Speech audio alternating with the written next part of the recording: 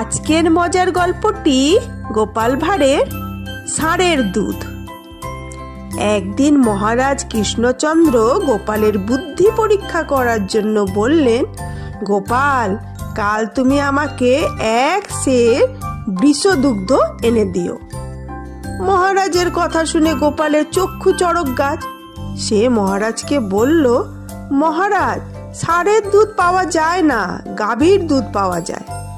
গোপাল যতই বোঝাতে চেষ্টা করে মহারাজ শুনতে চান না। মহারাজের জিদ দেখে গোপাল চিন্তা করতে করতে বাড়ি ফিরে গেল। সারা দিন চিন্তা করে শেষ পর্যন্ত কোনো উপায় না দেখে দরজা বন্ধ করে শুয়ে পড়ল। গোপালের এই রকম অবস্থা দেখে গোপালের স্ত্রী কারণ জিজ্ঞাসা করতে গোপাল সব কথা বলল স্ত্রীর কাছে। সব কথা শুনে কিছুক্ষণ চিন্তা করে